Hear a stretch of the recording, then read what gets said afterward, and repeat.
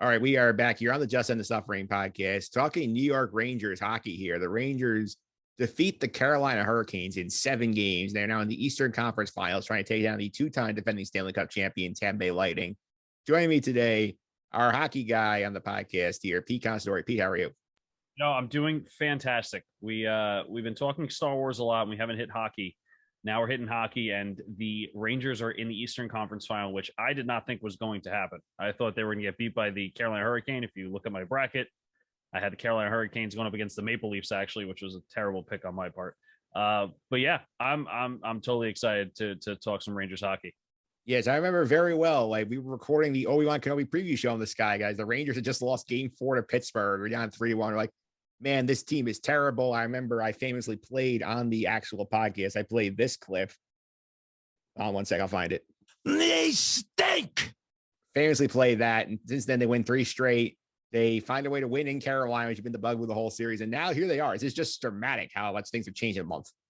Absolutely, and that's the beauty about hockey playoffs, right? I mean, look at the 2014 Kings. The Kings beat the Rangers in the Stanley Cup final, but they were a wild card team that was down, I believe, 3-0, maybe 3-0, and they won 4 in a row, I believe.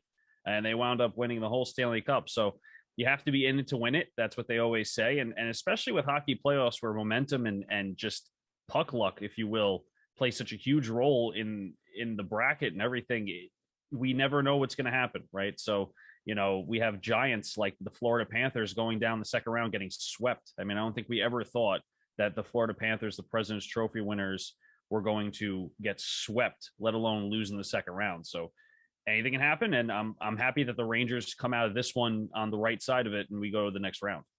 Yeah, this series of Carolina was definitely fascinating. I remember before the first round, I talked to Christopher Russo from the Sports of Angry podcast. He basically said that there is one team in the playoffs the Rangers cannot match up well with. It's Carolina's. Carolina's had their number the whole year. I know they didn't have Frederick Anderson. Toronto's doing well. They cannot seem to win in Carolina, and then all of a sudden, Game 7, the floodgates is open. The Rangers have that 6-goal outburst here. What do you think about, what was the key for the Rangers to win this series? I think they used the first round as a nice stepping stone and as a learning experience. I think that they should have capitalized a lot earlier against Louis Domingue in games, 2 through 7. And, I think they took that as a learning experience, and we still had to go 7 games here. It was weird, right? The Carolina Hurricane were undefeated at home in the playoffs, but could not win a game on the road. We finally still won it on the road, Game 7. I just don't think the Carolina Hurricanes had what they had in the regular season. There was guys that were not playing to the standards. Martinuk, Svechnikov being the 2 that come to mind. Even Tony DeAngelo, I don't think, and Brady Shea were having a good series against the Rangers. I know they played well against Boston. So, I mean, there's a lot of factors. Obviously, Ronta getting hurt didn't help Carolina's comeback efforts, because now you have a guy that goes in, and I apologize, I can't remember the name off the top of my head, but you have a goalie coming in for Carolina who's the 3rd-string goalie, played, I think, all 3 regular season games total this season, or maybe even in his NHL career, gets kind of lit up to the point where there was no comeback. So things just kind of fell into place for the Rangers, and they had the momentum, and they played the physical, skillful game. Yeah, absolutely. I remember Svechnikov especially torched the Rangers in the bubble a couple of years ago. He was all over the ice in that series. He did really nothing in this series. Yeah, look, on paper, when you look at this team, this Carolina Hurricane team, it makes no sense that the Rangers are beating them in this kind of fashion, right? Undefeated at home, they have home ice advantage. Had some problems on the road, like I just mentioned. But like you said, a couple of years ago in the bubble and also during the regular season, Carolina Hurricanes were pretty much spanking the Rangers. I mean, yes, there was times where we won or we made a close game, but you look at that team and you're like, there's no way if we matched up with them in the playoffs that we're beating them. I think our saving grace is that we probably wanted a little more. And also, even more importantly than that, we have Igor Shesterkin.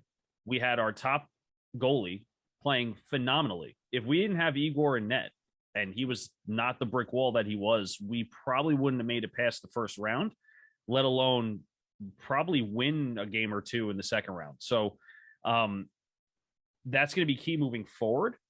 But like you said, I mean, you look at it on paper, you look at the rest of the season prior to this, this is not a matchup that the Rangers are winning. Yeah, especially the home ice thing was a big deal in that Carolina series because they used the last change to their advantage. They kept sticking Eric Stahl's line on Zibanejad's line. That group did nothing for the first 3 games. And all of a sudden they managed to finally break through here. And now it's going to be fun because now they get a Tampa Bay Lightning. The Rangers played pretty well against during the regular season. I think they split the series, if I remember correctly. I believe they won all 3 games against in the regular season. I believe one game was an overtime win. Yeah, so they beat them 3 times. We all know that can throw out the window when the playoffs comes around, as you saw in the Carolina series here. And this is a very different beast because Tampa, obviously 2-time defending Cup champions, got out the Maple Leafs in 7 games. They sweep the Panthers, who won the President's Trophy here, and they were big underdogs, I think, in the books of the first 2 rounds. Now they're heavily favored, according to the books, these same books for the conference final here. Yeah, absolutely. I mean, they back-to-back Stanley Cup defending champions, right? I mean, there's no way you're not favored, especially after beating the Florida Panthers and sweeping them. The Toronto Maple Leaf storyline, I feel bad for that fan base and for that franchise. I mean, they can't make it out of the first round in God knows how many years. They can't win a playoff series at all in God knows how many years. It's been a while, so I do feel bad.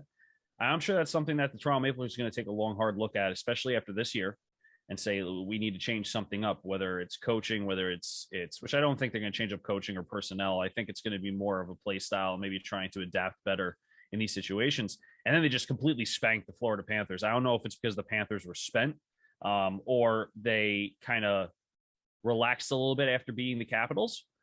I don't know what happened there, but I don't know. I think Tampa Bay, even though they are the favorites, have a lot of work to do against the Rangers. The Rangers will be playing tomorrow night after they played last night. 1 day of rest. Now, that may sound terrible, but when you're in a groove and you're moving and you have that momentum, that's going to pay dividends, especially at home. We have home ice advantage against a team, Tampa, who has not played in, I believe, the last 9 or 10 days.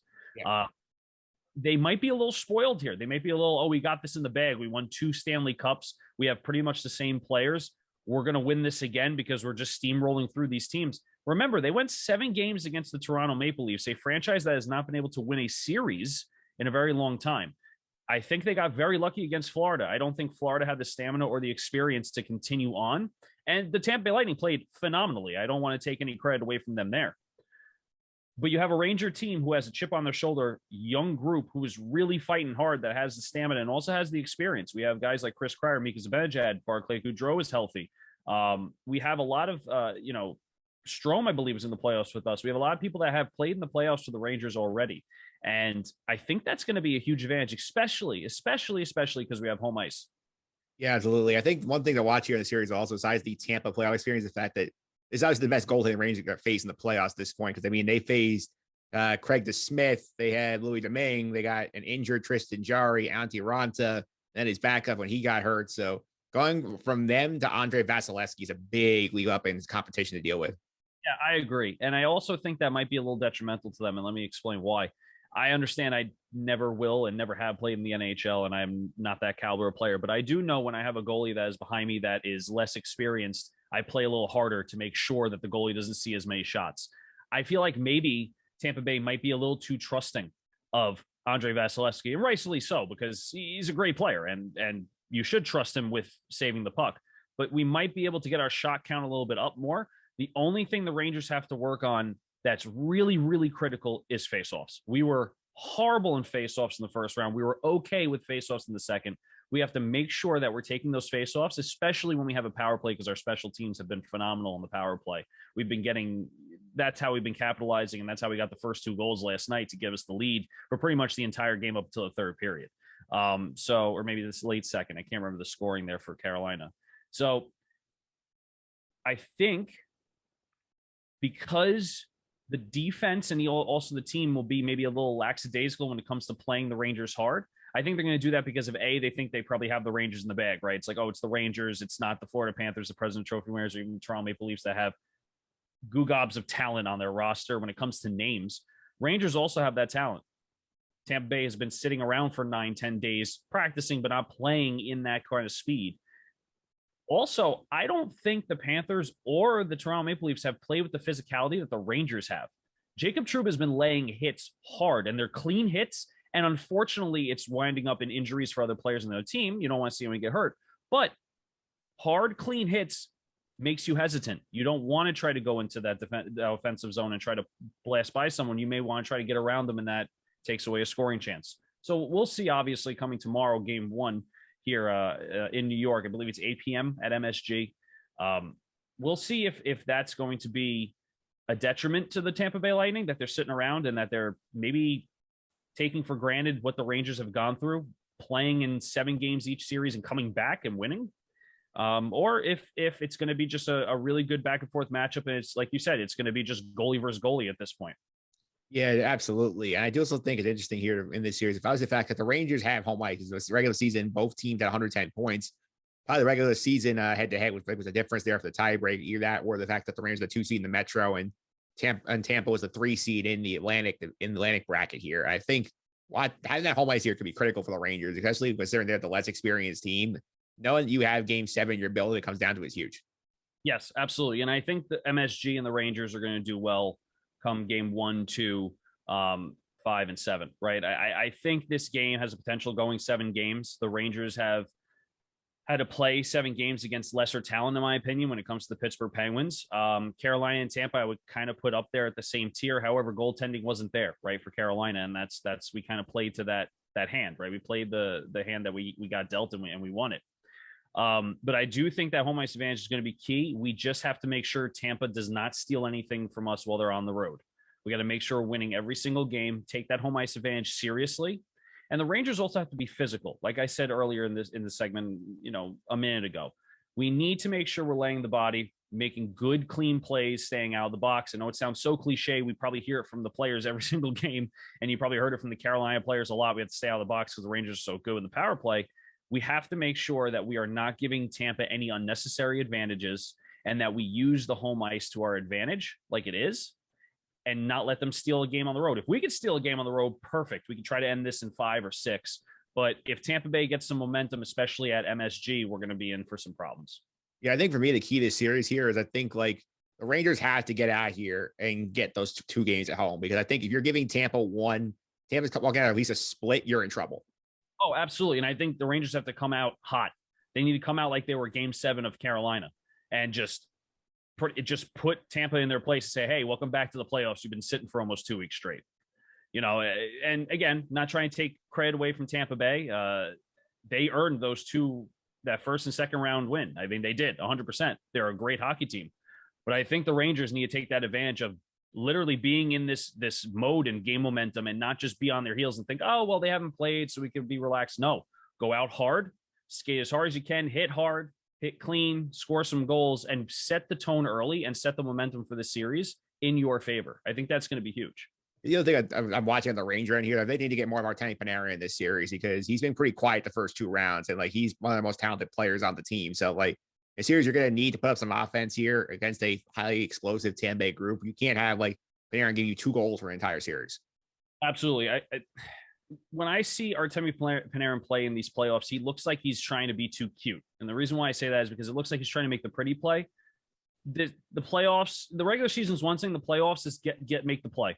Don't worry about if it looks good. Don't try to do these behind the backs or cross ice or whatever. He has been contributing, but not to the level he should be in the playoffs. I don't know if he's injured. I don't know if he's not confident. I don't know if he's just getting covered really well because he's Artemi Panarin.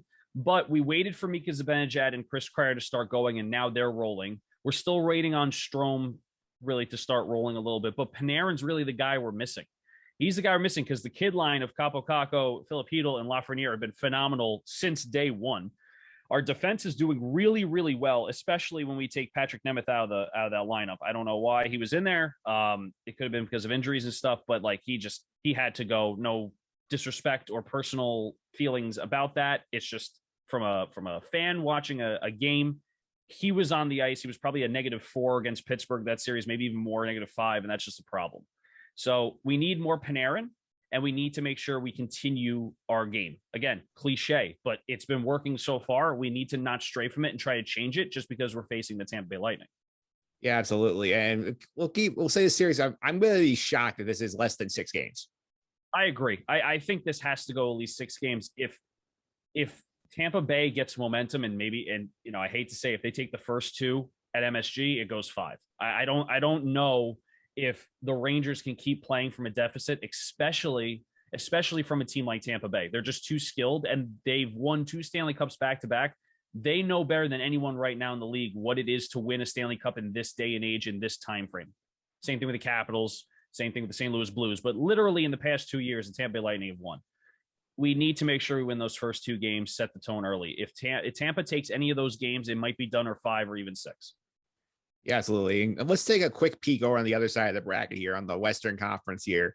You got Colorado, which is the heavy favorite in that series against Edmonton, which won the Battle of Alberta against Calgary in, I believe, 5 games. And Connor McDavid, Leon Draisaitl went nuts on Jacob Markstrom and basically steamrolled that series. What do you think about that series? Yeah, I mean, I think it's going to be a good matchup. I saw a meme today or a post today that we're going to have Andrei Vasilevsky versus Igor Shesterkin, and you're going to have Connor McDavid versus Nathan MacKinnon. If you're not a fan of hockey, now's the time to start watching. And I agree. I mean, you're going to have a defensive battle, a goalie battle in the East, and you're going to have an offensive scoring battle in the West. Now, the only thing I have to say is Draisaitl has been playing hurt. They've said it multiple times. I think it's a lower body injury. I think it's his ankle. It doesn't appear to be slowing him down any, right? Because he's been helping along. However, Edmonton needs to activate more of their players. McDavid cannot do it all on his own. Probably could. He's been doing it the past 2 rounds, if you think about it. But I'm telling you, Smith has to do way better in net if you want to beat the Colorado Avalanche, especially if you're playing against guys like Nazem Kadri, who stands in front of the net and takes away the eyes of the goalie. You need to make sure that you have some sort of plan and help your goalie out, because Mike Smith, especially in that first game where the game was 9-6, I think it was Calgary, in the playoffs, that shouldn't be happening. It shouldn't be happening. I mean, even 6 goals for the Rangers with Carolina last night probably shouldn't be happening, especially against a team of that caliber in game 7. So goaltending's got to be tight, because Nathan MacKinnon and that group is not going to give him, they're not going to give him any space. And when McDavid's off the ice, when Draisaitl's off the ice, they're going to take advantage in a bad way for Edmonton. So it's going to be a great matchup. I say that game goes 6 games. I think it's a toss-up. I don't think it goes 7. I think the Avalanche are the favorites because of that goaltending. The goaltending was better, and Smith can play like a brick wall. McDavid can do whatever he wants and score at will, then they win. It's hard to say, right now. I would like to see Edmonton win. I think Connor McDavid is just a beast of a hockey player, and if anyone deserves it, it's him. But also does Nathan MacKinnon and Cale Makar, a fantastic defenseman in Colorado. I'd like to see Edmonton, because if the Rangers do beat Tampa, I think we have a better chance of beating Edmonton than we do Colorado. It's probably going to be Colorado in the end. Yeah, Colorado, I think, was my pick before the playoffs win the cup. I would not be surprised that ends up happening. I had Colorado versus Carolina, so this was something that I saw coming. Well, we don't know how this series is going to go, but I mean, it's kind of the writing's on the wall there that Colorado is probably going to show Edmonton what a complete hockey team is like, and not relying on one guy to do everything. Yeah, absolutely. And Pete, that's all the fun for the hockey this week. You're also going to be back here. We're on the Sky Guys. We're covering Obi-Wan Kenobi. We did the premiere podcast already. That was fun. I'm excited to do episode 3 tomorrow. Yep. First 2 episodes are out. So if you haven't watched that yet, make sure you watch episodes 1 and 2, because tomorrow we're getting the 3rd part, pretty much halfway through that limited series for Obi-Wan Kenobi. And you can catch that on the Sky Guys feed and podcast. That's conjoined with Just End the Suffering, Mike, right, Mike? Because you plop it into the Suffering feed sometimes. And definitely make sure you watch it, especially if you're a Star Wars fan.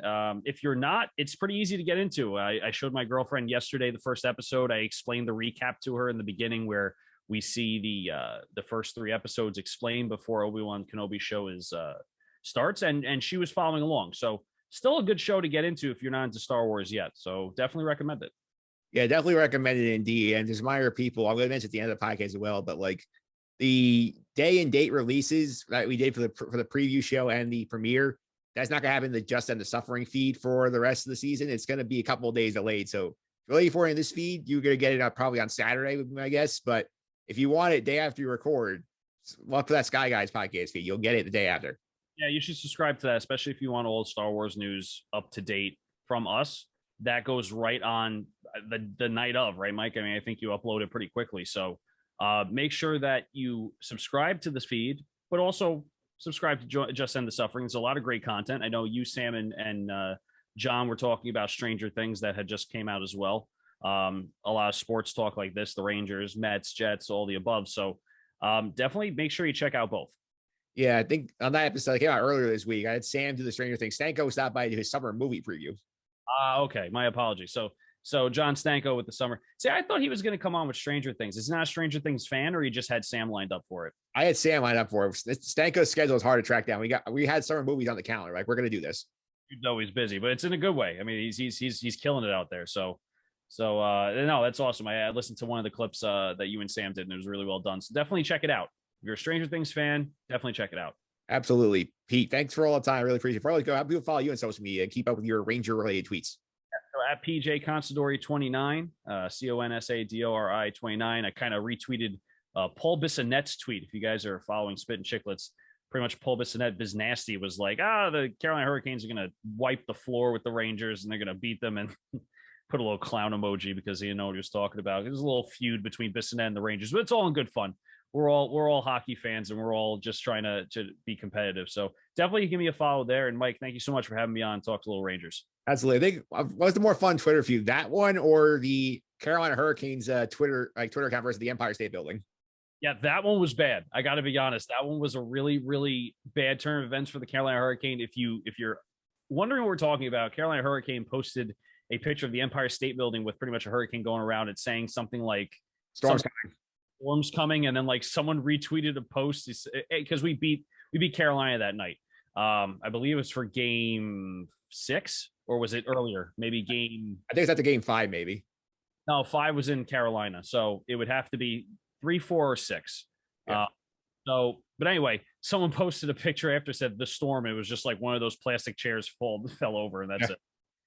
But yeah, Twitter's funny. Twitter's funny, especially when it comes to the hockey stuff. So I listen, give all the hockey teams a follow too, because some of these accounts are funny, and also you get more information about the hockey teams. Even if you're not into, let's say, the Colorado Avalanche, they'll tweet something like, "Oh, they just got that player. I know who that player is," and it'll keep you up to date.